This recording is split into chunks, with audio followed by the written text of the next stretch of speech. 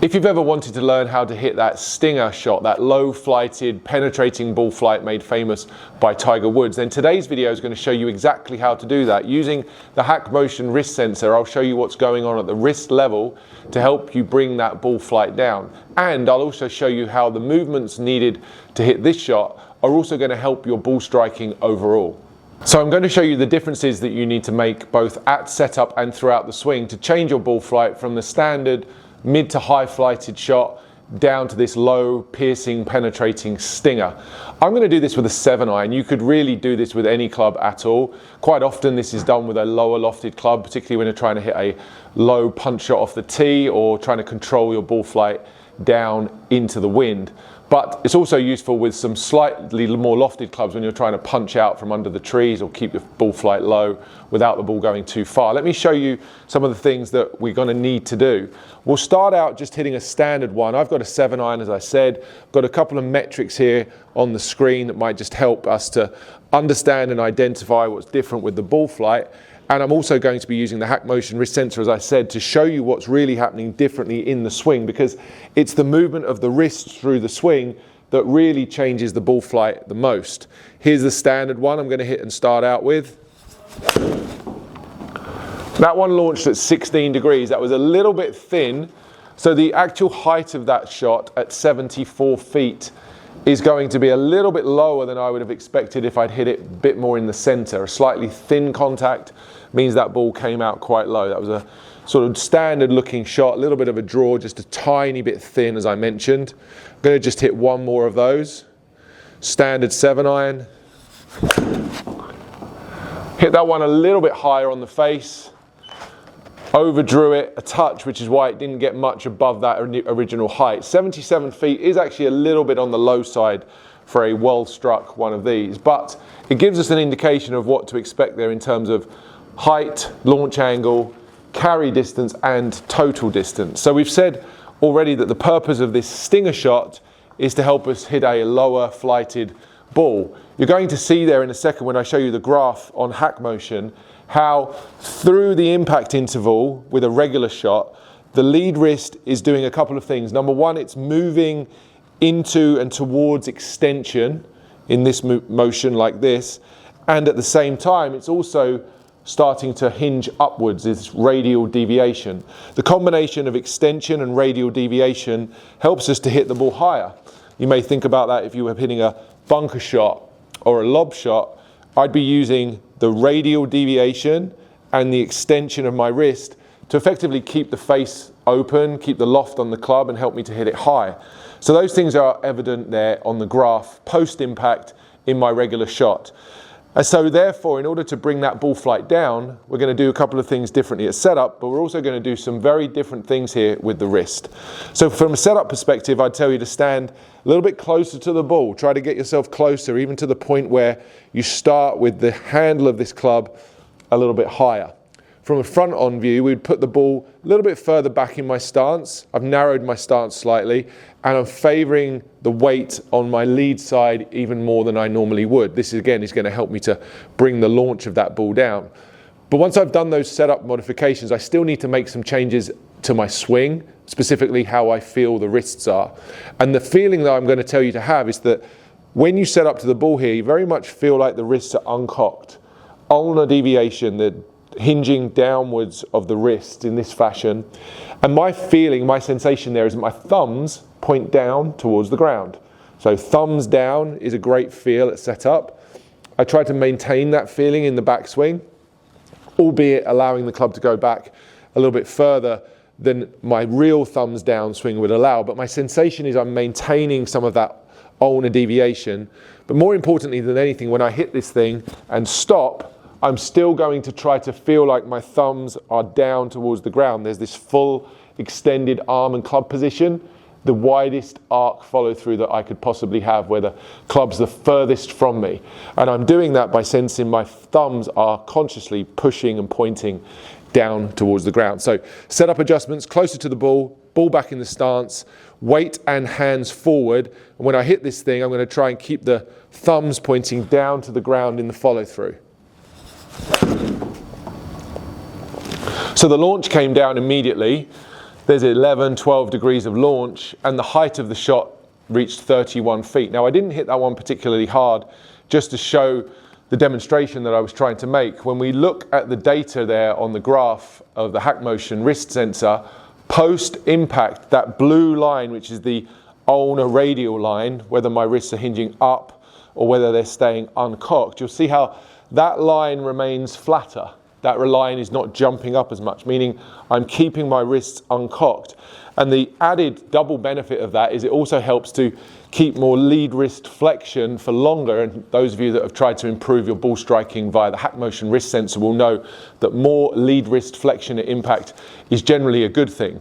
So by feeling like I'm keeping my wrists uncocked in this ulnar condition and holding that in the finish, I make great contact. I warned you at the beginning of this video that this exercise may well have very positive repercussions on your normal ball flight. The height of that one came down to as low as 19 feet. Ball carried 90 yards, flew a total of 120. This is a small chip punch shot that you'd tend to hit, maybe keeping it under trees, chipping back into the fairway.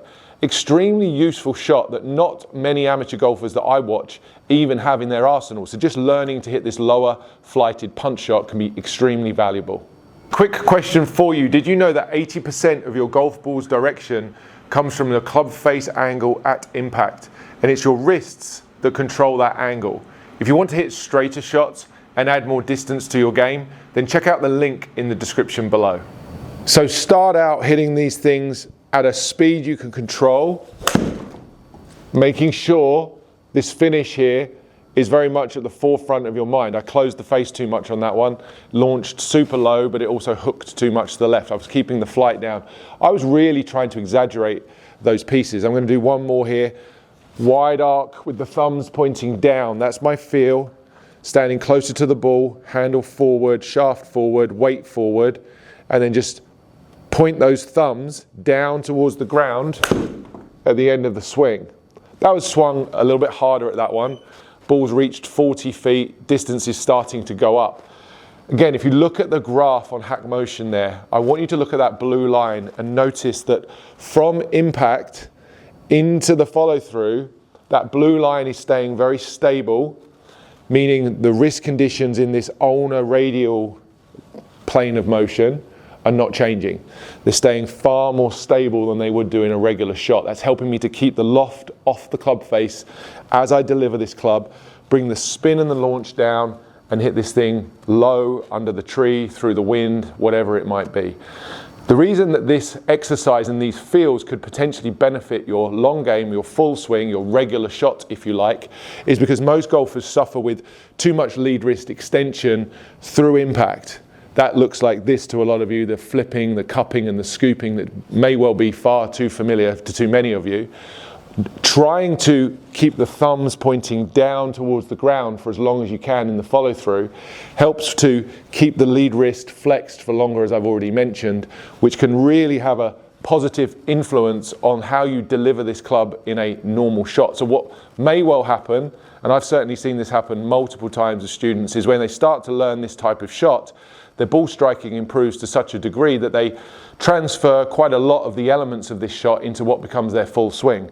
So keeping that extended, wide arc feeling in the follow through, thumbs pointing down for as long as possible, and gradually increasing the speed should help you to make better contact while still controlling the flight of this ball. Very low launch. Another soft one there, slightly close the face again. That is one of the consequences of adding excessive ulnar. It can close the face a little too much. You'd have to practice that to know exactly how much to do. This one I'm going to start to hit even harder. I'm going to try and pretend I'm hitting this off the tee on a par 3. I'm really trying to flight it down, control the height of this shot, and really keep the ball under control. Imagine I'm playing some sort of links golf or on a very windy day. Lost that one to the right slightly. The flight's down, but I didn't quite control the face. I'm going to do one more of those. As you go faster, controlling this finish and controlling those wrists in the follow through does become a little more tricky, and that's why it's something that you'd want to practice.